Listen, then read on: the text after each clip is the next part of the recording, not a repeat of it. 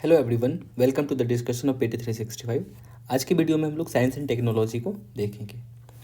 देखो, हम लोग इस सीरीज़ में क्या क्या कंप्लीट करेंगे। सबसे पहले तो जो हमारी मकसद है बायोटेक्नोलॉजी को कंप्लीट करना, वो तो करेंगे ही करेंगे।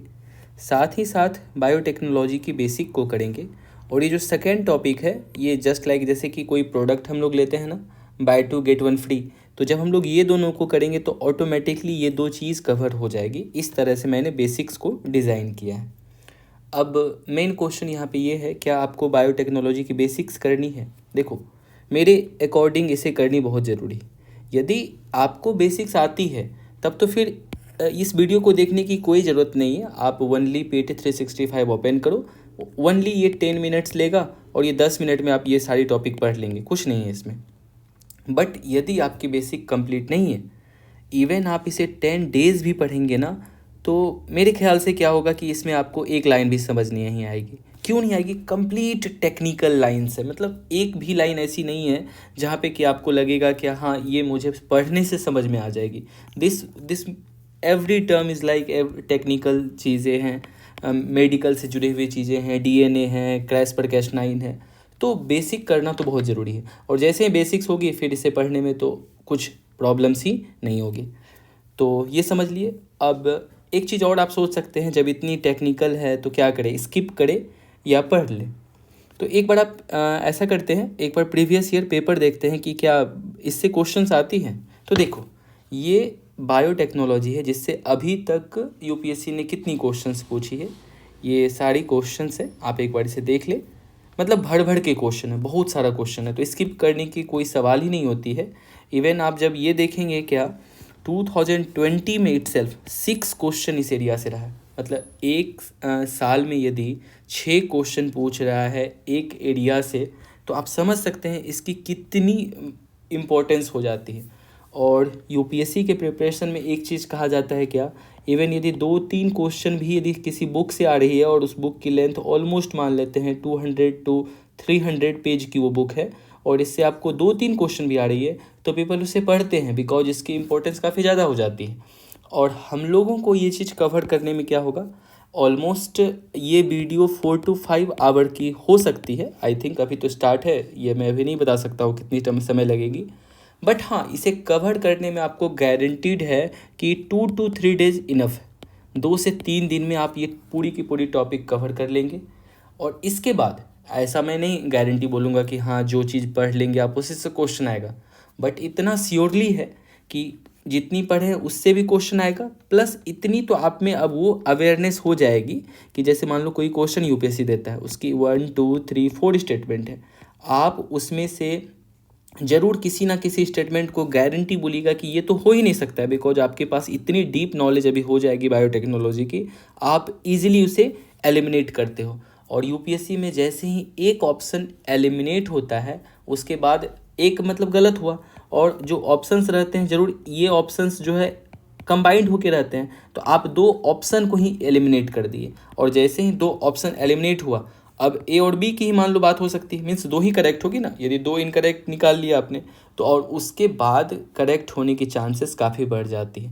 वैसे हम लोग क्या करेंगे, पहले तो इसे कवर कर लेते हैं, फिर इसके बाद PT 365 को ऊपर से देख लेंगे अच्छे से। उसके बाद एक अलग से वीडियो आएगी जिसमें कि entirely PYQ related to biotechnology से हम लोग क्या करेंगे, डन कर लेंगे, और हमारी प्रिपरेशन कंप्लीट हो जाएगी। उसके बाद यदि अभी तक आपको बायोटेक्नोलॉजी की थोड़ी सी भी जानकारी नहीं है, कुछ नहीं पता है, तो बिल्कुल कोई चिंता करने की बात नहीं है। जैसा कि मैं अक्सर कहता हूँ कि आपको मतलब बिल्कुल कुछ नहीं पता है, वो मेरे लिए अच्छा होगा कि मैं आपके एक माइंड में कंसेप्ट मेरे लिए फील करना काफ़ी इजी हो जाएगा, ठीक है। और बट आपको सिर्फ एक काम क्या करनी है, आप इस वीडियो के नीचे डिस्क्रिप्शन बॉक्स में लिंक होगा, वहाँ से आप ये PDF को डाउनलोड कर लीजिएगा। PDF को 1-2 बार पढ़ लेनी है, PDF पढ़ लेनी है, और जितनी अधिक से अधिक हो सके कि उसके बाद जो है आपको क्वेश्चंस की प्रैक्टिस करनी है, बस उसके बाद प्रिपरेशन कंप्लीट हो जाएगी, ठीक है। तो अब शुरू करते हैं इसमें। तो देख लेते हैं, ये देखो साइंस है, साइंस की सिलेबस क्या है। ये मेंस की सिलेबस में जो जनरल साइंस है, साइंस एंड टेक्नोलॉजी, जिसमें कि डेवलपमेंट और एप्लीकेशंस रिगार्डिंग इसमें हम लोग पढ़ते हैं। And achievements of Indian and indigenisation means क्या, इंडियंस का क्या योगदान है टेक्नोलॉजी के डेवलपमेंट में, साइंस के डेवलपमेंट में। ये तो मेंस की बात है। खैर अभी मेंस को थोड़ी देर के लिए साइड रखते हैं बिकॉज पीटी एग्ज़ाम काफ़ी नज़दीक है। तो पीटी में हमारा जनरल साइंस, वहाँ पे भी एक टॉपिक है। टोटल 7 टॉपिक मेंशन है, जिसमें से कि वन ऑफ द टॉपिक जिसमें कि डायरेक्टली बात करता है जनरल साइंस, और वो कुछ नहीं लिखता है। बट प्रीवियस ईयर के एनालिसिस से ये पता चलता है क्या कि साइंस एंड टेक्नोलॉजी में भी कुछ एरिया है जहाँ से ही 90% क्वेश्चन अराइज होते हैं। उसमें से वन जैसे कि हो गया बायोटेक्नोलॉजी, स्पेस हो गया, कितनी तरह की जो हम लोग, इसरो की क्या प्लान है, नासा क्या कर रही है, कितने स्पेस मिशन है, तो स्पेस बहुत इंपॉर्टेंट एरिया हो जाता है। फिर डिफेंस हो गई, इंडिया ने कौन सी मिसाइल बाय करी, S-400, मतलब इस तरह से तेजस विमान, तो डिफेंस सेक्टर भी। एंड उसके बाद जो अभी की जो इमर्जिंग टेक्नोलॉजी है, जैसे नैनो टेक्नोलॉजी, IT, रोबोटिक्स, ये कुछ एरिया है जहाँ से काफ़ी क्वेश्चंस आती है।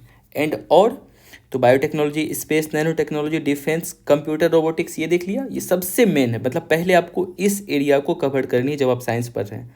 फिर उसके बाद बायोलॉजी के रिगार्डिंग जो है हेल्थ से भी क्वेश्चन काफ़ी आती है। जैसे एग्जांपल वैक्सीन की, कौन सी वैक्सीन हमने अभी डेवलप किया, कौन सी वायरस अभी जो है क्या फैल रही है, Zika virus, corona virus type of this.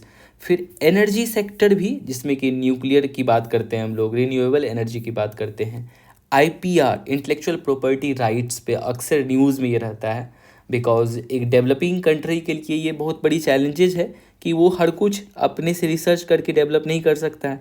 तो जिसके लिए वो जो IPR, और डेवलप्ड कंट्री के पास सारी टेक्नोलॉजी है तो वो पहले डेवलप कर लेता है, तो वो अपने आप से पेटेंट रजिस्टर करवा लेता है। तो ये हमेशा न्यूज़ में रहता है। तो ये भी इम्पॉर्टेंट एरिया है। ये आप इकोनॉमिक्स के, आप WTO में भी आप इसे पढ़ेंगे। तो उसके बाद जो है रोल ऑफ साइंटिस्ट, जो कि आपको इसमें से रोल ऑफ साइंटिस्ट में एक चीज़ बहुत बहुत ध्यान से याद रखनी है आपको, कि यदि जैसे कि 2023 का भी PT आपको देना है, तो 2022 में जितने भी आदमी को साइंस से रिलेटेड नोबेल प्राइज़ मिला है, जैसे फिजिक्स के लिए नोबेल प्राइज़ मिला है, केमिस्ट्री के लिए मिला है, उस चीज़ को आपको बिल्कुल याद रखनी है। नाम नहीं याद रखनी है किस साइंटिस्ट को मिला, वो पूछते हैं SSC और रेलवे में। आपको ये पता चलना चाहिए कि इस साल फिजिक्स में किस टॉपिक में नोबेल प्राइज़ दिया गया, और उस टॉपिक से अभी तक देखा गया है क्या क्वेश्चन आया है। जैसे कि एक एग्जांपल, कैस्पर केस्टनाइन को आई थिंक 2019 में नोबेल प्राइज़ मिला था, और वो क्वेश्चन में था उस साल। तो इस तरीके, और साइंस में अक्सर हो जाता है। तो आपको ये एटलीस्ट, यदि आप 2 ईयर की देख लेते हैं, और मैं इसमें बायोटेक्नोलॉजी का तो अभी डिस्कस करूँगा ही, 2 ईयर में जिसको नोबेल प्राइज़ मिला है रिलेटेड टू BT। एक चीज़ और, हमेशा बायोटेक्नोलॉजी नहीं बोलेंगे, BT से काम चलाएंगे हम लोग, बिकॉज वो शॉर्ट करके। तो इतनी सी एरिया को आपको बहुत ध्यान में रख के पढ़ाई करनी है जब भी आप साइंस की पढ़ाई करेंगे। 2-3 एरिया ऐसा एरिया है जो अक्सर हम बात करते हैं, कि एक तो जैसे कि साइंस एंड टेक है, इन्वायरमेंट है। ये ऐसा एरिया है जहाँ से कि अभी के समय में क्वेश्चन हर साल इंक्रीजिंग ऑर्डर में जा रहा है, बट हम लोग सबसे कम इसी पे फोकस करते हैं। पूरी साल पॉलिटी पढ़ रहे हैं, हिस्ट्री पढ़ रहे हैं, ज्योग्राफी पढ़ रहे हैं, इसी पे पूरी ध्यान जा रही है। बट जो सेक्शन बहुत इजीली कवर हो सकता है और काफ़ी अधिक मार्क्स दे सकता है, अभी आपको पता है इन्वायरमेंट से भी ऑलमोस्ट 15 to 20 क्वेश्चन आ रहा है। साइंस एंड टेक भी टच करने लगा है 15 to 17 क्वेश्चन। दैट मीन्स आप समझ सकते हैं ये दोनों ही सब्जेक्ट को, यदि ऐसा तो हर कोई नहीं कर सकता है, बट स्टिल यदि आप सुपर प्रिपेयर कर ले इसे, तो आप समझ सक रहे हैं क्या कितनी क्वेश्चन होगी। ऑलमोस्ट यदि 40 क्वेश्चन, 40 को भी छोड़ दो, मान लो क्या 30 क्वेश्चन ही हुआ, 30 × 2 60 क्वेश्चन। दैट मीन्स समझ सकते हैं कि किस जगह पे हम लोग, हमारी प्रिपरेशन पहुंच जाएगी। तो इस बात को ध्यान में रख के पढ़ाई आगे करनी है। नेक्स्ट चलते हैं। नेक्स्ट में अब हम लोग स्टार्ट करते हैं अपनी बायोटेक्नोलॉजी को। बस एक लाइन में, आसान भाषा में, बायोटेक्नोलॉजी का मतलब होता है बायोलॉजी का टेक्नोलॉजी से संगम। बायोलॉजी आपको पता है, ये बात करते हैं लाइफ से, सेल से, ज़िंदगी के बारे में, कि कैसे इवॉल्व हुई, कैसे बर्थ होती है, इन सब की बात बायोलॉजी में करते हैं ना। तो और जब उस चीज़ में थोड़ी सी हम क्या करें, आज की टेक्नोलॉजी को ऐड कर दे, यही चीज़ हो जाती है बायोटेक्नोलॉजी, जिसकी ढेर सारी एप्लीकेशन। अब जैसे मान लो हमें वैक्सीन बनानी है, तो वैक्सीन क्या कर रहे हैं, वैक्सीन ऑटोमेटिकली नहीं बनता है, बट हम लोग जो नेचर में प्रेजेंट है, जो लाइफ है, उसी से कुछ कुछ सीख के, उसी में कुछ इवॉल्व करके, टेक्नोलॉजी लगा के हम लोग बायोटेक्नोलॉजी का एक नया ब्रांच बनाया है स्टडी का, जिसमें कि हम लोग बायोलॉजी प्लस टेक्नोलॉजी को कंबाइंड करके पढ़ते हैं। इसकी डेफिनेशन क्या होती है? बहुत आसान डेफिनेशन ये है कि anything starting from the level of gene, DNA and cell. या तो जीन हो सकता है, आप डायरेक्टली डीएनए से काम स्टार्ट कर रहे हैं, सेल से स्टार्ट काम कर रहे हैं, उसमें कुछ आप वैल्यू एडिशन कर दे रहे हैं। इसको जस्ट रिलेट कर सकते हैं आप इकोनॉमिक्स से। मान लो क्या है कि मेरे पास आटा है, इस आटा में थोड़ा सा हमने वैल्यू एडिशन कर दिया तो ये मेरा बन गया ब्रेड बन गया, ठीक है। आटा मतलब फ्लोर कहते हैं जिसको, फ्लोर इंग्लिश में। तो आटा को हमने थोड़ी सी वैल्यू एडिशन किया, इसको बेक्ड करके हमने ब्रेड बना लिया। द सेम वे हमारे पास जीन हो सकता है, हमारे पास डीएनए हो सकता है, हमारे पास सेल हो सकता है। इसमें जब वैल्यू एडिशन करेंगे तो एक नया प्रोडक्ट बनेगा, जिस प्रोडक्ट को हम लोग बायोटेक्नोलॉजिकल प्रोडक्ट कहते हैं। अब बात आई यहाँ पे जीन, डीएनए, सेल। नहीं पता है, भूल जाएंगे, अभी छोड़ देते हैं, आगे डिस्कस करेंगे, बस तुरंत स्टार्ट कर रहे हैं। और ये जो वैल्यू एडिशन करेंगे ना, कैसे करेंगे? बाय द हेल्प ऑफ, और to keep in mind that protocols of engineering. हर किसी की एक नियम होती है, हर सब्जेक्ट की एक रूल, एथिक्स होती है। अब बायोटेक्नोलॉजी हम लोग पढ़ रहे हैं, मान लो जैसे कि एक एज फॉर एग्जांपल, वो छोटी सी मान लो, हमें एक इंसान को बोन मेरो चाहिए। बोन मेरो के लिए हम क्या करें, एक नए बच्चे को जन्म दिए, क्लोन किए, और अब जब वो बच्चे जन्म ले लिया, उससे क्या किया, उसका बोन मेरो निकाल के हम जो है एक इंसान को ठीक कर दिए। एक्चुअली वो बच्चे की सिर्फ जन्म इसलिए हमने किया था कि उससे बोन मेरो चाहिए था, तो क्या करें, मतलब जन्म देने के बाद उस बच्चे को मार दे? नहीं, नहीं मारनी है। तो मतलब ये जो एथिकल क्वेश्चंस है, हमें इसे भी ध्यान में रखना होगा कि हमें क्या करना है, क्या नहीं करना है। और वैल्यू एडिशन ही करेंगे तो क्या मतलब कि किसी जीव को मार के उसके हेल्प से हम दूसरे की हेल्प करें उससे? तो ये चीज़ ध्यान में रखनी है कि हमें जो है थोड़ी एथिक्स प्लस इंजीनियरिंग की लॉ को फॉलो करते हुए हमें वैल्यू एडिशन करनी है। तो ये चीज़ है। अभी देखो बायोटेक्नोलॉजी की कुछ इंपॉर्टेंट एरिया, हालांकि इसकी एप्लीकेशंस तो हज़ारों एप्लीकेशंस अभी हैं, तो बट हम लोगों के लिए जो रिलेटेड है, जहाँ से हम कुछ एग्जांपल से समझ सकते हैं, जैसे एग्रीकल्चर में देखो इसकी कैसी यूज हो रही है। जैसे आपने सुना होगा जीएम क्रॉप, काफ़ी न्यूज़ में था, जीएम क्रॉप हो गया, या आप इसका नाम तो ज़रूर सुने होंगे, बीटी कॉटन का नाम सुने होंगे, ठीक है।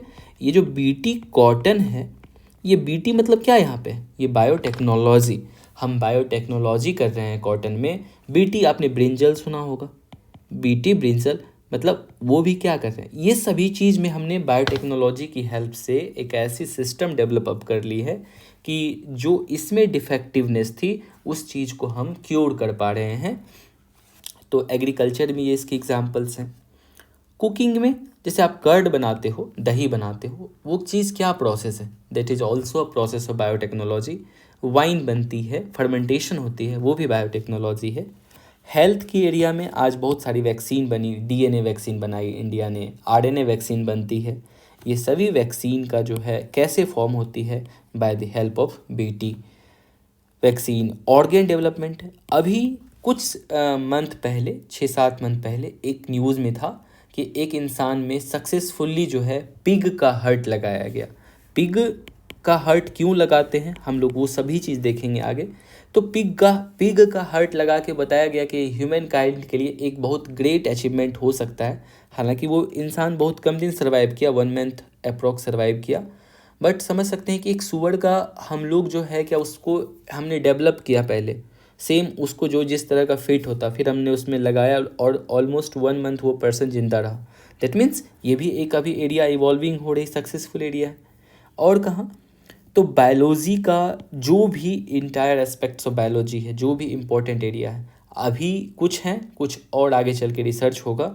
अभी हम लोग एक बहुत सुंदर सा एग्जांपल देखेंगे बायोटेक्नोलॉजी में, जो लगेगा आपको कि कितनी फैसिनेटिंग सब्जेक्ट हो सकती है।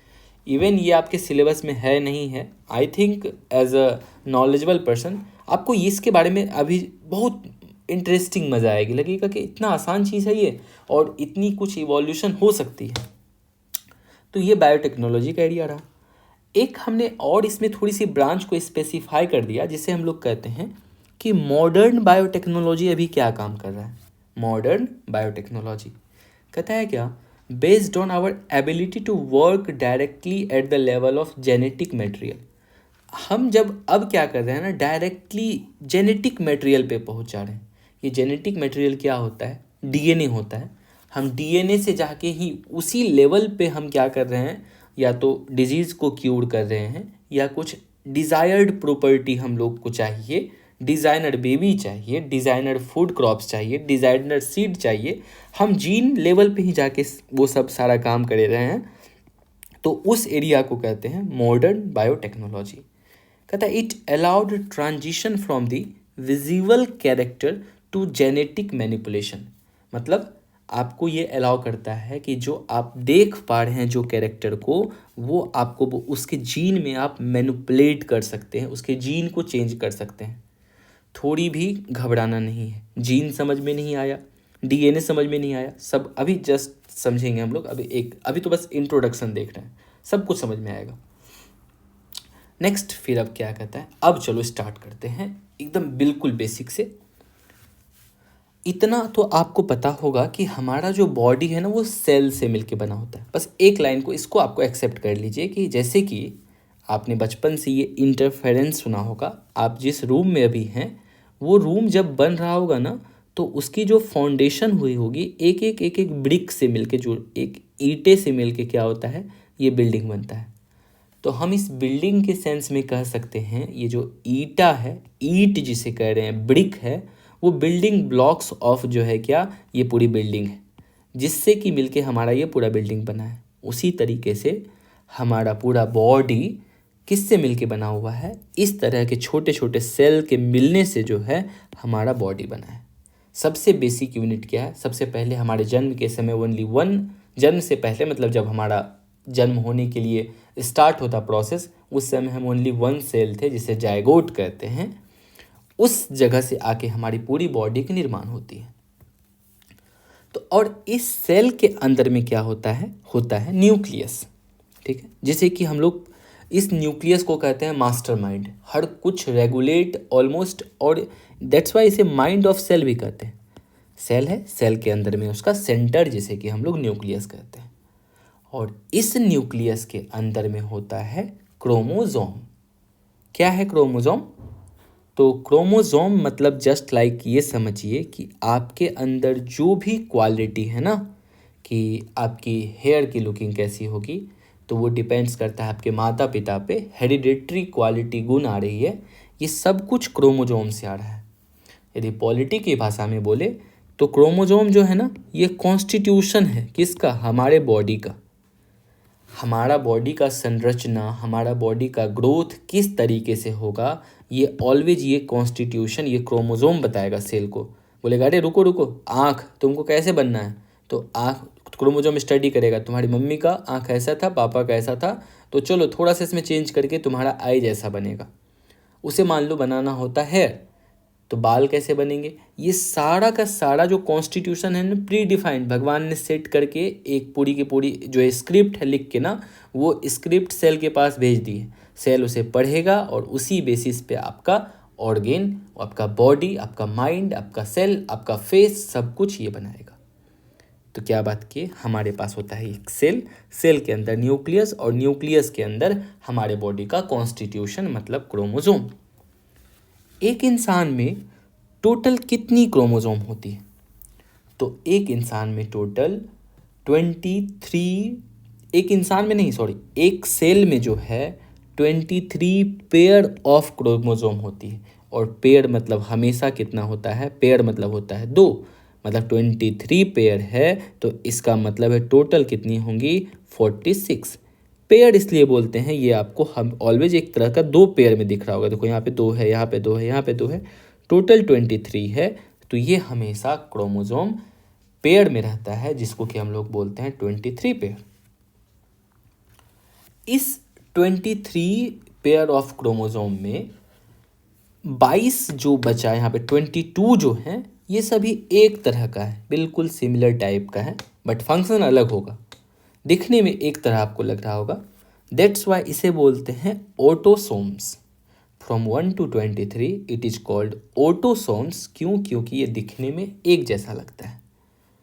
बट एक सेल ऐसा था ना, एक क्रोमोजोम ऐसा था जो बोला कि हम नहीं, हम तुम्हारे तरह का नहीं होंगे। बोला क्यों? बोला कि हमको और भी काम तो है, तुम लोग को तो सिर्फ बॉडी का ग्रोथ करनी है, बॉडी का कॉन्स्टिट्यूशन है, बट मेरे पास तो सबसे बड़ी रिस्पॉन्सिबिलिटी है, किसको लड़का बनाना है किसको लड़की बनाना है वो तो मेरे हाथ में है। बोला अच्छा ऐसा बात है? बोला क्या है तुम्हारे पास? तो ये बोला 23rd नंबर कि मेरे पास एक्स और वाई क्रोमोजोम है, एक्स और वाई क्रोमोजोम है। तो अब देखो ये यहाँ से यहाँ तक हो गया 22 क्रोमोजोम प्लस एक्स तो 23 प्लस वाई 24, सॉरी 22 यहाँ पे पेयर है, तो 22 पेयर मतलब कितनी हो गई है 44 प्लस 45 एक्स प्लस वाई 46, तो टोटल 46 होते हैं। और पेयर में बात करें तो 23 पेयर, 22 जो है ऑटोसोम्स है एंड 1 पेयर जो है जिसे सेक्स क्रोमोजोम कहते हैं। फीमेल में जब ये होगा तो उसमें होगा एक्स एक्स और मेल में होगा तो ये वाला होगा एक्स वाई। ठीक है, यहाँ तक समझ में आ रहा है? चलो डन। अब देखो हम क्या करते हैं, ये एक पिक्चर है यहाँ पे। इस पिक्चर में देखो ये सेल था, सेल में जो हमने बात किया न्यूक्लियस, न्यूक्लियस से थोड़ी सी जूम करते हैं तो ये है हमारा 1 क्रोमोजोम को ये लेके यहाँ पे मैग्नीफाई किया है। एक क्रोमोजोम के धागा को ऐसे ओपन कर रहा है, ये बिल्कुल जो है ना थ्रेड में क्या हुआ है इस तरीके से लिपटा हुआ है। ये इसको हम ओपन कर रहे हैं, खींच रहे हैं। इसको जब पूरी की पूरी खींचते हैं तो इस पार्ट को, सेम पार्ट को ही मतलब डीएनए कहते हैं। मतलब जब हम क्या करें सारी डीएनए को कंडेंस करके मोड़ मोड़ के क्या करें, इसको मोड़ मोड़ के इसमें डाल दें तो इसे बोलेंगे क्रोमोजोम। बट जब इसकी थ्रेड को ओपन करेंगे तो इस थ्रेड को ओपनिंग पार्ट को बोलते हैं डीएनए। ठीक है, और तो पूरी की पूरी हमारी डीएनए हो गई। डीएनए को हमने जरा और जूम किया और जूम किया और जूम किया तो देखने को मिला क्या, कुछ पार्ट पे जो था कलर्ड रीजन था। ठीक है, कलर रीजन का मतलब क्या, जहाँ पे कि आपकी इंफॉर्मेशन लिखी हुई है, सारी कहानी कि आपकी बॉडी की निर्माण, आपकी बॉडी की शेप कैसे होगी, जिस पार्ट में आपका लिखा हुआ था वो पार्ट को कहते हैं हम लोग जीन को। हो तो यदि ऐसे समझे ऊपर ऊपर की भाषा में, जीन डीएनए क्रोमोजोम तीनों एक ही चीज़ है। बट हम जब जीन को समेटेंगे, जीन को जूम इन करेंगे तो बनेगा डीएनए, और जब डीएनए को सब समेटेंगे तो बनेगा क्रोमोजोम।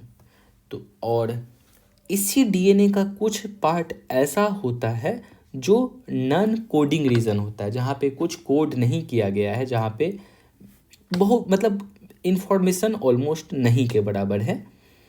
तो इस पार्ट को अभी ध्यान में रखनी, बिकॉज इसकी बहुत ग्रेट हम लोग डिस्कशन करना है, बहुत ज़्यादा यूजेज इसकी भी है।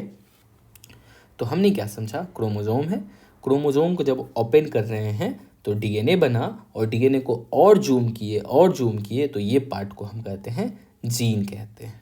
क्लियर है सारी चीज़ें? नेक्स्ट अब देखते हैं क्यों बात कर रहे हैं डीएनए की, डीएनए में आखिर ऐसा है क्या, इम्पोर्टेंस ऑफ डीएनए क्या है।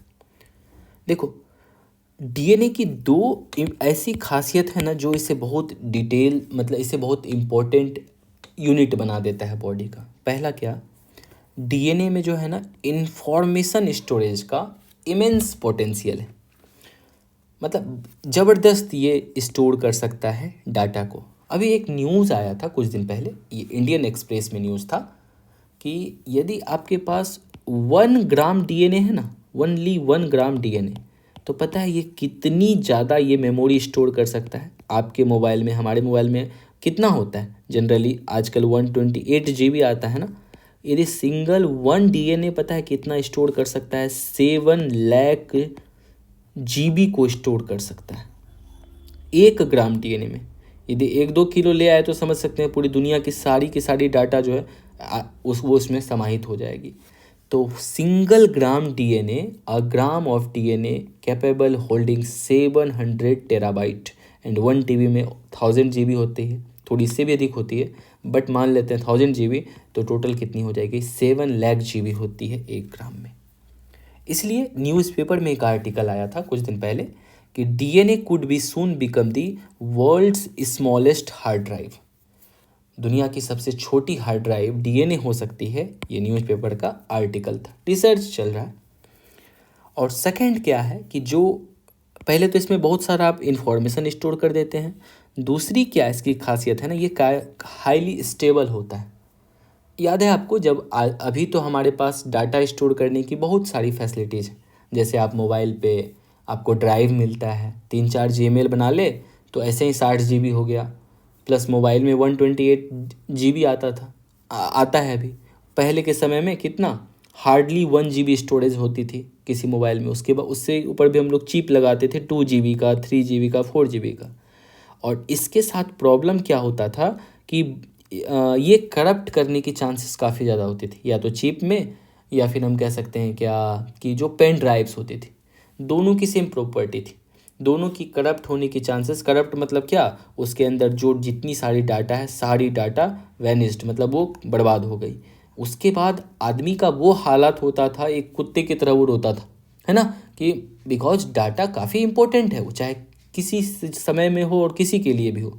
आदमी एक एक डाटा को कंप्लीट करके कंज्यूम करने के लिए काफ़ी समय लगा देता है, बट वो यदि करप्ट कर जाए तो आप उसके बाद काफ़ी आपको लगता है कि मेरी सब कुछ बर्बाद हो गई। द सेम वे, यदि हम ये इन्फॉर्मेशन को डीएनए में स्टोर कर देना, ये इतनी स्टेबल होती है, इतनी स्टेबल होती है, आप इस जन्म में तो छोड़िए, 5-6 जन्म के बाद में भी बोलिएगा कि तुम्हारी इन्फॉर्मेशन क्या क्या हमने स्टोर किया था, तो वो इन्फॉर्मेशन निकाल के दे देगा। कैसे, आप सोचो। क्या आपने कभी देखा है कि जैसे मान लो ये एक इंसान है, इसका बच्चा होगा वो भी इंसान होगा, इसका बच्चा होगा वो भी इंसान होगा। कभी ऐसा तो नहीं सुना होगा ना, एक इंसान का बच्चा बंदर हो गया या एक इंसान का बच्चा सांप हो गया। नहीं होता। क्यों? क्योंकि ये सारी की सारी इन्फॉर्मेशन जो ये जैसे इसके पास थी, ये अपनी डीएनए इसमें गया तो इसमें स्टोर हुआ इन्फॉर्मेशन, तो ये इंसान बना। फिर इसकी डीएनए इसमें गया तो फिर ये इंसान बना।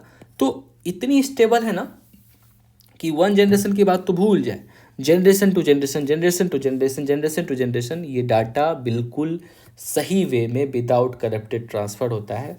दैट्स वाई न्यूज़पेपर अभी की दुनिया में कह रहा है कि डीएनए का जो हार्ड ड्राइव होगा वो सबसे स्मॉलेस्ट होगा, सबसे सेफेस्ट होगा। तो ये डीएनए की इम्पोर्टेंस थी। डीएनए किसे कह रहे थे? सिंपल सी बात है, हम लोग सभी का बॉडी सेल से बना है, सेल के अंदर होता है सेंटर, सेंटर में होता है क्रोमोसोम, और उस क्रोमोसोम को जब क्या करे, थ्रेड को, उसकी धागा को खोल दे, तो उसे कहते हैं क्या? डीएनए कहते हैं। ठीक है, नेक्स्ट बात करते हैं क्या, जो अभी हमने बात किया था, सभी जीन को हमने समेटा था, सभी जीन को यदि समेट दे तो डीएनए बोलेंगे, और सभी डीन को कंडेंस कर दे, सभी डीएनए को कंडेंस कर दे तो उसे क्रोमोसोम बोलेंगे। ठीक, यही देखे थे ना, सभी जीन को हमने क्या किया, सभी जीन को कंबाइन कर दिया डीएनए, और सभी डीएनए को कंबाइन कर दिया क्रोमोसोम। अभी तक जब जितनी बार मुश्किल से जितनी अभी तक क्लास चली है, मैंने इस स्टेटमेंट को 7 to 8 टाइम्स बोला होगा। आपको लग रहा होगा कि क्या कर रहे हैं आप, एक्चुअली इसके पीछे पर्पस है, ताकि आपको पूरी कहानी बायोटेक्नोलॉजी की जीन पे ही कहानी चलेगी। आपको जीन को अब दिल में बसा लेना है, जीन डीएनए से कोई कन्फ्यूज़न ही नहीं होनी चाहिए। आंख बंद करे, समझ में आना चाहिए। सेल, सेल के अंदर में न्यूक्लियस, न्यूक्लियस के अंदर में क्रोमोजोम, क्रोमोजोम को समझ लीजिए पतंग वाला जो है वो होता है जिससे आप पतंग उड़ाते हैं, गुलेल। अब उसको आप खोलते जाइए, उसमें जो धागा खुलते जाएगा, आप उसे समझ लिए डीएनए। और जो और धागा को जो खोले, जहाँ पे आपने मांझा किया है, मांझा करते हैं ताकि पतंग काटने के लिए, जहाँ शीशे की बुरादा लगाते हैं, उसे समझ लीजिए, जहाँ आपने कोडिंग किया है उस पार्ट को आप जीन बोलिए। समझ में आ रहा है? हाँ, इसी तरीके इसको, इसी पे सारी कहानी बेस्ड है, इसलिए मैं बार बार इसे रिपीट कर रहा हूँ। तो यहाँ कहानी के बाद अब बात हम ये करते हैं कि जो डीएनए आरएनए तो ठीक है, ये बनता कैसे, डीएनए आरएनए की मॉलिक्यूल की स्ट्रक्चर क्या है, किस तरह से। अब आप ऐसा समझो कि ये एक डीएनए का मॉलिक्यूल है, मतलब ये डीएनए का एक ईटा है, ब्रिक है, ये एक डीएनए। तो ये डीएनए छोटे छोटे छोटे छोटे छोटे छोटे पार्टिकल से जो बनता है, उस पार्टिकल को कहते हैं न्यूक्लियोटाइड। न्यूक्लियोटाइड कहते हैं, जो कि एक तरह का न्यूक्लिक एसिड है। तो ये यदि ब्रिक है तो ये सॉइल पार्टिकल है, ध्यान में बिल्कुल रखनी है। डीएनए जो बनता है किससे बनता है? न्यूक्लियोटाइड से। और ये न्यूक्लियोटाइड इटसेल्फ 3 चीज़ से मिलके बना हुआ है। डीएनए किससे बना है? न्यूक्लियोटाइड से। और न्यूक्लियोटाइड को भी बोले तुम किससे बना है न्यूक्लियोटाइड? तो बोला भैया हम बने हैं 3 चीज़ से। बोला क्या क्या चीज़ से तुम बना है? बोला कि पहला तो हम शुगर से मिलके बने हैं। शुगर, हाँ ठीक है, वो जो खाते हैं चीनी, मतलब वो नहीं है बट हाँ उसी तरह का शुगर है। बोला दूसरा चीज़ क्या है? बोला फॉस्फेट है। बोला ये फॉस्फेट क्या करते हो फॉस्फेट से? तो बताया देखिए, फॉस्फेट हम फेविकॉल है, हम सब पार्टिकल को जोड़ के रखते हैं। तो 3 चीज़ें होंगी, शुगर, फॉस्फेट, नाइट्रोजन।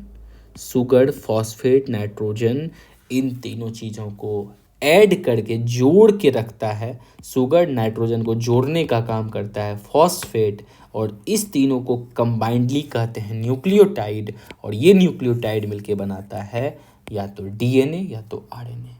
क्लियर है? ठीक है। अब देखो, न्यूक्लियोटाइड बना sugar, phosphate, nitrogenous base. Total कितनी नाइट्रोजिनस बेस है, जो नाइट्रोजन की बेस जो कि न्यूक्लियोटाइड बनाता है? आप यहाँ पे पिक्चर में देख रहे हैं, ये सभी जो बीच में लकीरें खींची हुई है ये सभी नाइट्रोजिनस बेस है। इसे फेविकॉल की तरह चिपकाने का काम किया फॉस्फेट, और ये जो चेन बनी हुई है एक पॉलीमरेज चेन है, लंबी मतलब पॉलीमर टाइप की चेन है, तो उसे वो शुगर मॉलिक्यूल है। तो नाइट्रोजिनस बेस 4 पार्टिकल होते हैं। एक को कहते हैं एडिनिन, थाइमिन, गुआनिन, साइटोसिन। सोच रहे होंगे इतनी टेक्निकल चीज़ याद रखनी है। एक चीज़ बताते हैं, जब हम लोगों को सर पढ़ा रहे थे वाजीराम इंटरव्यू में, तो एक दिन मैंने आर्गूमेंट में बोल दिया था, सर आप इतनी टेक्निकल चीज़ पढ़ा रहे हो, लग रहा है डॉक्टर बना रहे हैं, ये चीज़ मतलब एग्ज़ाम में थोड़ी पूछता है इतना डिटेल में। तो सर पहली बात तो पूरी क्लास के सामने पूरी लिए, उसके बाद सर ने प्रीवियस ईयर क्वेश्चन दिखाया। आप एक बार प्रीवियस ईयर उल्टा के देखना, ये जो अभी ATCG है ना, एडेनिन, थाइमिन, गुआनिन, साइटोसिन, इस पूरी लेक्चर के दौरान कई बार आपको लगेगा सर इतना डिटेल में जाने की क्या ज़रूरत है। हालांकि है तो ईजी चीज़, बट लेकिन क्वेश्चन डिटेल में ही पूछता है। तो देखो, नाइट्रोजिनस बेस ATGC, आपको ये याद रखनी है, ATGC, adenine, thymine, guanine, cytosine. ये नाइट्रोजिनस बेस एक दूसरे से जुड़ा रहता है। एडेनिन का कलर येलो होता है, थाइमिन का कलर ब्लू होता है, गुआनिन का कलर रेड होता है, साइटोसिन का ब्लू होता है। ठीक है, इसी 4 कलर से, इसी 4 चीज़ से जो है पूरी की पूरी हमारी डीएनए बनी है। अब आप यहाँ ज़रा गौर से देख रहे हैं तो ये इसी 4 कलर के अलावा कोई दूसरा कलर आपको दिख ही नहीं सकता है। पूरी की पूरी डीएनए कई मिलियंस पेयर लॉन्ग होती है, बट स्टिल आपको बस इसी 4 चीज़ से मिला हुआ है, एडेनिन, थाइमिन, गुआनिन, साइटोसिन। और एक चीज़ जो हमेशा ध्यान में रखनी है, ए जब भी जुड़ेगा, एडेनिन जब भी जुड़ेगा दुनिया में ओनली थाइमिन से ऐड होगा। मतलब आप येलो और ग्रीन कलर का ही बॉन्डिंग देखेंगे। कहीं देख लीजिए, येलो का बॉन्डिंग क्या है, ये येलो का बॉन्डिंग ग्रीन कलर से, yellow green, yellow green, yellow green, yellow green, yellow green, yellow green, yellow green. मतलब एडेनिन हमेशा जुड़ता है थाइमिन से। क्वेश्चन कुछ इस तरीके से पूछा गया था, जहाँ तक मुझे याद है, adenine mix pair with, option में था थाइमिन, गुआनिन, साइटोसिन। तो एडेनिन जब भी जुड़ेगा किससे जुड़ेगा? थाइमिन से। थाइमिन को जब जुड़ना होगा जुड़ेगा एडेनिन से। ये दोनों का अपना दोस्ती, काम खत्म। गुआनिन बोलेगा, गुआनिन बोला हम जुड़ेंगे सी से, और साइटोसिन बोलेगा हम जुड़ेंगे जी से। मतलब वाइस वर्सा सेम चीज़ है। यहाँ पे देख रहे होगे 2 लाइन दिया, यहाँ पे 3 लाइन दिया। केमिस्ट्री की भाषा में इसे कहते हैं बॉन्डिंग। यहाँ पे 2 एलिमेंट, सिंपली इतना समझो, यहाँ पे 2 बॉन्ड से एक दूसरे से जुड़ा हुआ है, यहाँ पे 3 बॉन्ड से एक दूसरे से जुड़ा हुआ है। बॉन्ड कैसे बनता है वो बात केमिस्ट्री की है, जब केमिस्ट्री पे जाएंगे तो समझ लेंगे। बॉन्ड मतलब एक इलेक्ट्रॉन ये अपना देगा, एक इलेक्ट्रॉन ये देगा, आगे दोस्ती बना लेगा। दूसरा बॉन्ड बनाना है, एक इलेक्ट्रॉन ये दिया, एक इलेक्ट्रॉन ये दिया, दूसरा दोस्ती। फिर एक ये दे दिया, एक ये दे दिया, एक तो एक इलेक्ट्रॉन जब दोनों देता है, एक ये, तो बनेगा 1 बॉन्ड। इसका मतलब है 1 बॉन्ड में 2 इलेक्ट्रॉन है। बट इसे याद नहीं रखनी है, बिल्कुल नहीं। ये कलर भी याद नहीं रखनी है आपको, बस इतना याद रखनी है, एडेनिन जब जुड़ेगा थाइमिन से, थाइमिन जब जुड़ेगा एडेनिन से, गुआनिन जब जुड़ेगा साइटोसिन से, साइटोसिन जब जुड़ेगा गुआनिन से। इस ऑर्डर को याद रखने के लिए एक ट्रिक है, at the girls club, at the girls club. A for adenine, adenine जुड़ा थायमिन से, जी जुड़ा सी से या सी जुड़ा जी से, तो एट दी गर्ल्स क्लब से याद रख लेंगे। इन सब चीज में कंप्लीट जितनी बात अभी तक हमने किया वो डीएनए के लिए था। आरएनए के लिए बस एक चीज चेंज करनी है, आरएनए भी एक तरह का ब्रिक है, बना होगा न्यूक्लियोटाइड से, उसके पास भी शुगर होगा, फॉस्फेट होगा, नाइट्रोजन होगा, ए होगा, जी होगा, सी होगा, बस ये टी के जगह जो है यू होगा, जिसे यूरासिल कहते हैं। क्या कहे, डीएनए का सब कुछ adenine, thymine, guanine, cytosine same होगा, बस इस थायमीन के जगह पे जब आरएनए की बात करेंगे तो वहाँ पे यू आ जाएगा, यूरासिल। बॉन्डिंग की बात सेम रहेगी, ए पहले टी से करता था तो अब ए करेगा यू से, सिंपल कहानी है। इतना सा ही आरएनए में अंतर है। क्लियर है अभी तक? हम बात कर रहे थे अभी कि डीएनए और आरएनए बनता कैसे है। यही डीएनए का स्ट्रक्चर है, आप हर जगह देखेंगे, ए टी से और सी जी से, रेड ब्लू, हमेशा रेड स्काई कलर एक साथ रहेगा, देखिए यहाँ पे इस तरीके से। क्लियर है? नेक्स्ट चलते हैं आगे। ये देखो, अब जो हमने बात किया था, ये 3 मॉलिक्यूल शुगर, फॉस्फेट, नाइट्रोजन कैसे जुड़ता है।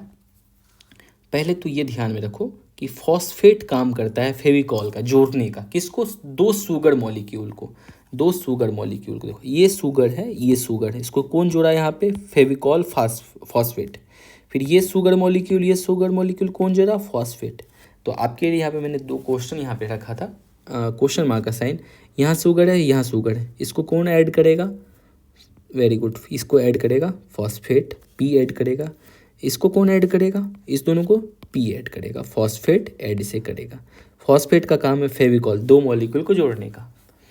तो शुगर के साथ एक तो फॉस्फेट जुड़ा रहता है, एक जुड़ा रहेगा इसमें ए, या तो इसके जगह ए रह सकता है, या फिर जी रह सकता है, टी रह सकता है, कुछ भी। इस मॉलिक्यूल के साथ ए जुड़ा हुआ है, तो ये एक मेरे पास जो है ना मॉलिक्यूल हो गया, किसका, न्यूक्लियोटाइड का। एक न्यूक्लियोटाइड में sugar, phosphate, nitrogen, sugar, phosphate, nitrogenous का ए हो गया।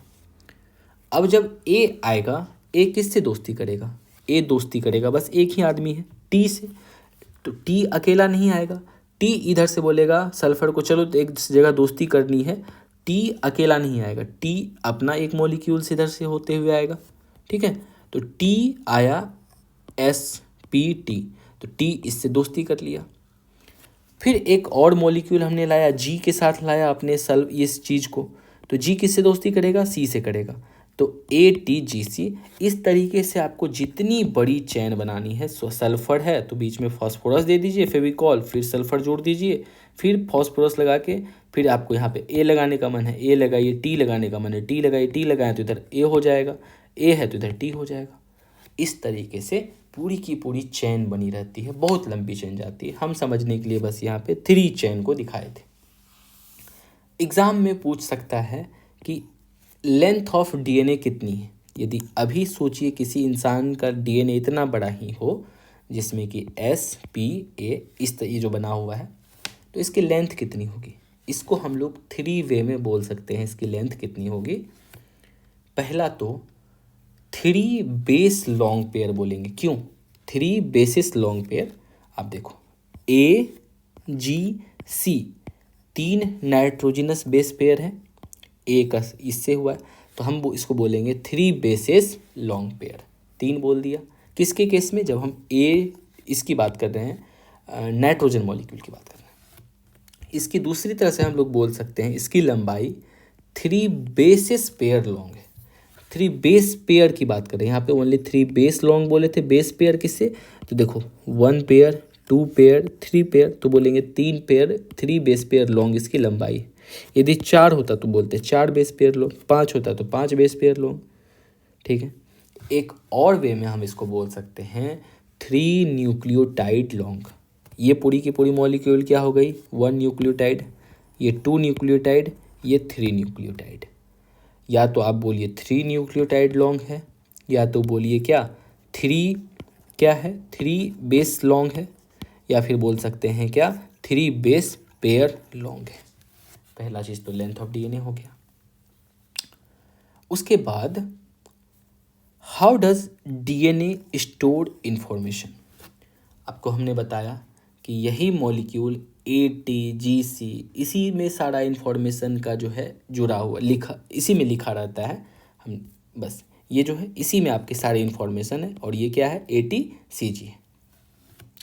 आपको लगता होगा इस चार्ट में ओनली कैसे सारी इन्फॉर्मेशन लिखा जाएगा, जैसे एज फॉर एग्जाम्पल कि इंग्लिश लैंग्वेज में जो है इंग्लिश लैंग्वेज को क्रिएट करते हैं हम लोग 26 अल्फ़ाबेट से, मतलब ABCDEFGHIJK LMNOPQRSTUZ तक, मतलब A to Z वाले अल्फ़ाबेट से आप पूरी की पूरी दुनिया की इतनी मोटी मोटी किताबें लिखी चली गई। किससे? ओनली 26 लेटर से। द सेम वे ओनली हमारे पास ये 4 नाइट्रोजिनस जो बेस है ना ATCG, इसको हम कई तरह के मल्टीपल वो क्या बनाएंगे सीक्वेंस बनाएंगे। उस सीक्वेंस के बेसिस पे हमारी पूरी की पूरी इंफॉर्मेशन लिखी जाती है जिसे बोलते हैं ATCG।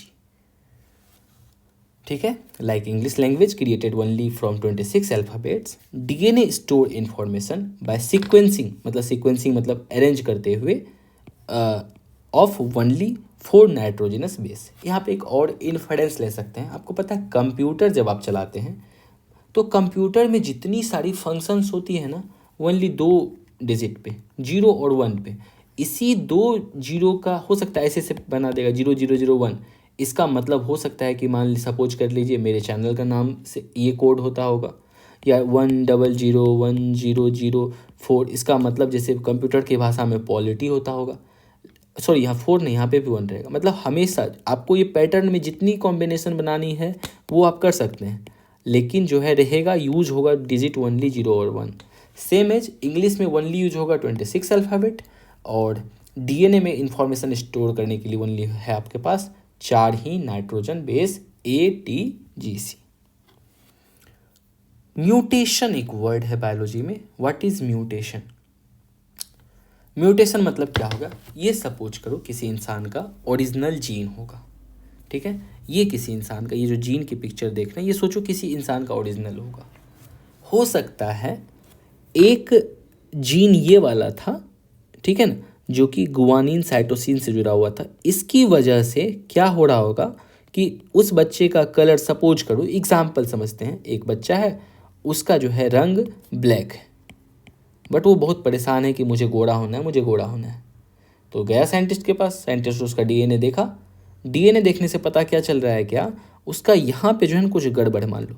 अब इसे काट करके निकालनी है, ठीक है, इसे काट करके निकालनी है, या इसके जगह जो GC का पेयर था इसके जगह हमको AT का पेयर ऐड कर देनी है। हम दोनों काम कर सकते हैं, या तो काट के हटा देंगे या इसके जगह रिप्लेस करके AT डाल देंगे। तो इस क्या समझ रहे हैं आपको? तो हम क्या कर सकते हैं, हम अपने जीन में छेड़छाड़ कर सकते हैं, मतलब चेंज कर सकते हैं। इसी चीज़ को बायोटेक्नोलॉजी की भाषा में म्यूटेशन कहता है। क्या? कि change of structure and function in DNA language, मतलब change of structure and function यदि कर दे, उसकी स्ट्रक्चर को कहीं चेंज कर दे, G के जगह A लगा दे, तो उसे म्यूटेशन कहते हैं। And in the DNA language, हम यदि डीएनए की भाषा में म्यूटेशन को बोले, मतलब चेंज इन नाइट्रोजनस बेस, मतलब आप ओनली किसी एक को चेंज कर दो, that is known as mutation. Clear है यहाँ तक? ओके। आपको यदि कोई प्रॉब्लम होगी you can ask in description box.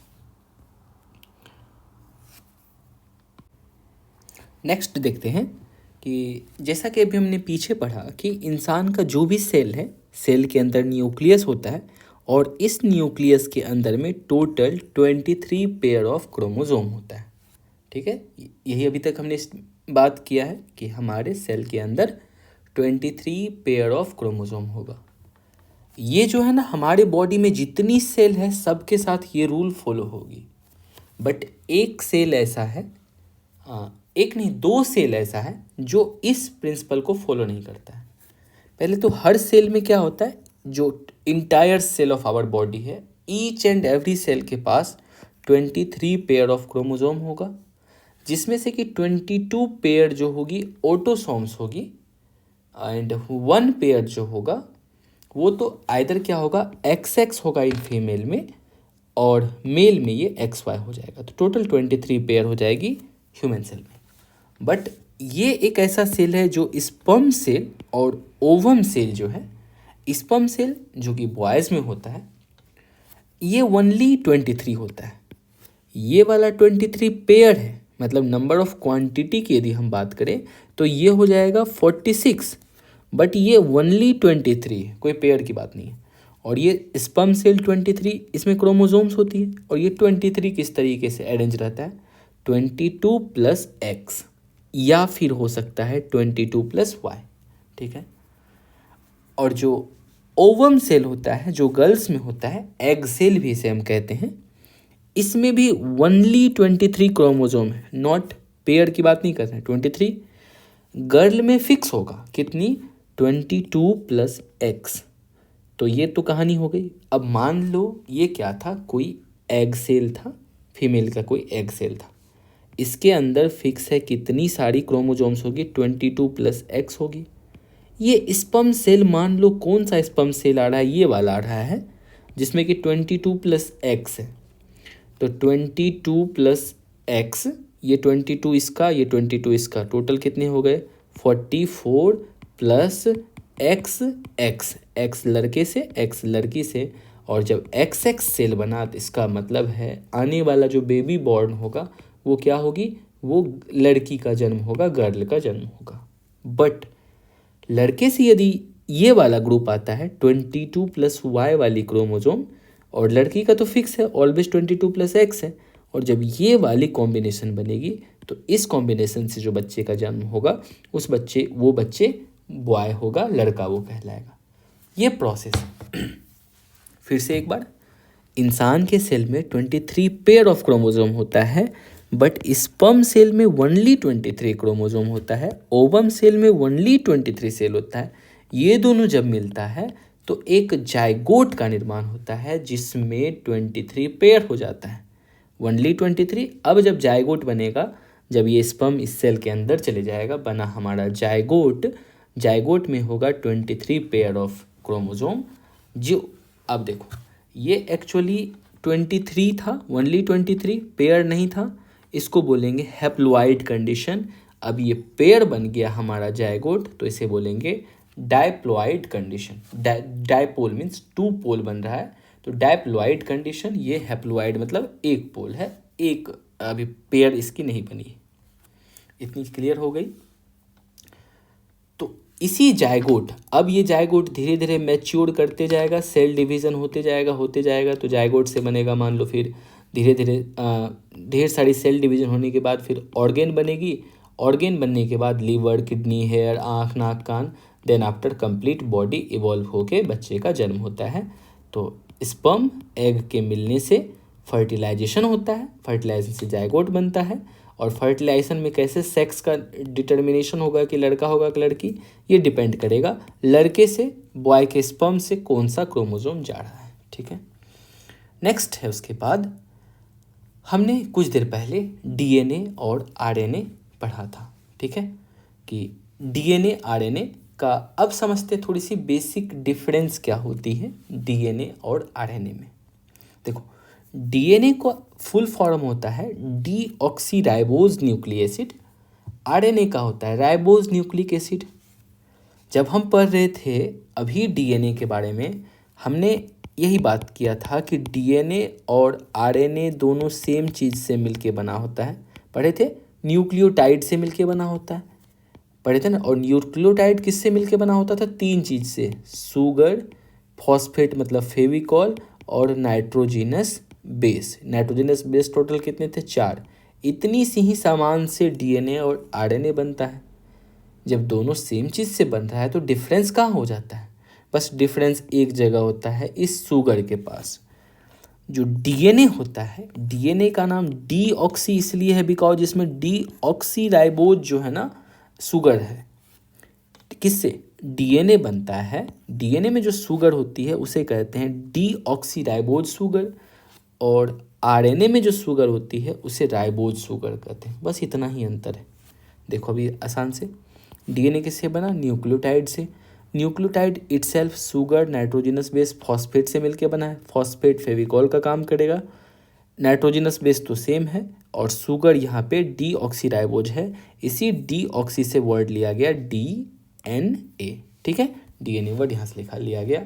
और RNA जो है वो न्यूक्लियोसाइड से ही मिलके बना है और इसमें जो शुगर है उसमें राइबोज शुगर है, इसलिए इसे RNA कहते हैं। DNA RNA यहाँ तक के बाद ये समझते हैं कि RNA का काम क्या है।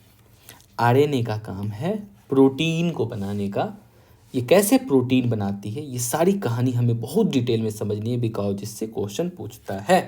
देखो DNA आपने समझ लिया, ठीक है। DNA कहाँ है? हमारे बॉडी का सेल के अंदर न्यूक्लियस के अंदर क्रोमोजोम, इसी क्रोमोजोम को जब ओपन कर रहे हैं, इस क्रोमोजोम को जब ओपन कर रहे हैं, इस चीज़ को हम लोग कह रहे हैं पूरी की पूरी DNA। ये DNA हमेशा अपने आप को RNA में कन्वर्ट करता है, किस लिए? प्रोटीन बनाने के लिए।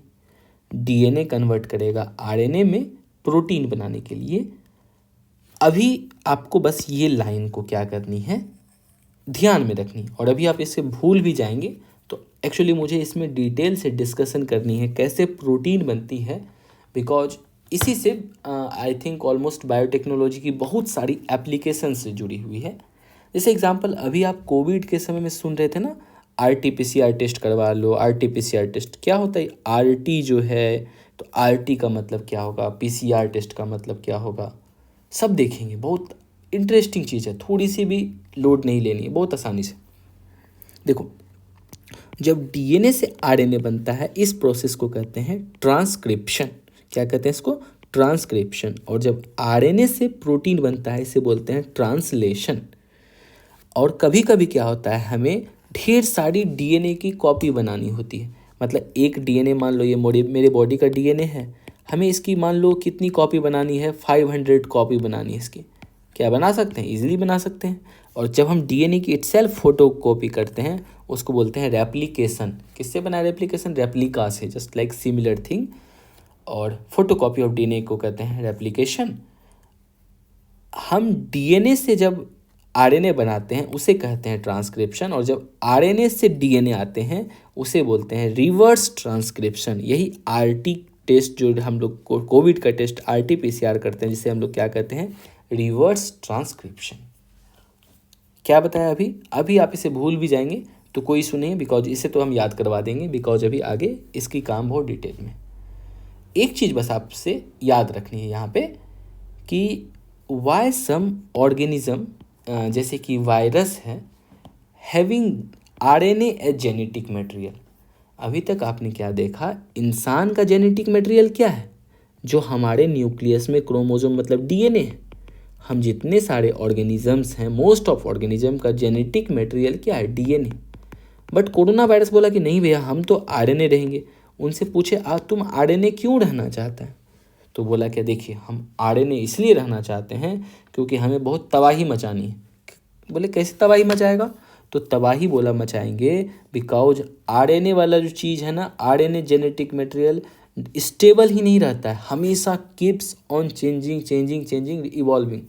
RNA जो जेनेटिक मटेरियल से बना हुआ कोई भी वायरसेस होगा, वो कीप्स ऑन चेंजिंग, स्टेबल नहीं रहेगा, कीप इवॉल्विंग, अपने आप को हमेशा एक लेवल से दूसरे लेवल, दूसरे से तीसरे बनाते जाएगा। आप वैक्सीन बनाते चलिए, वो अपने आप को इवॉल्व करके नया वेरिएंट बनाते रहेगा।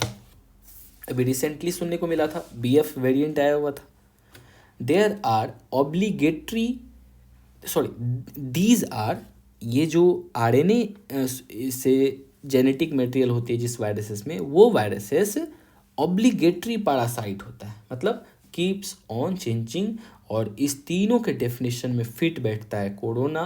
तो कोरोना का जेनेटिक मटेरियल क्या था? कोरोना का जेनेटिक मटेरियल भी RNA था। ठीक है यहाँ तक?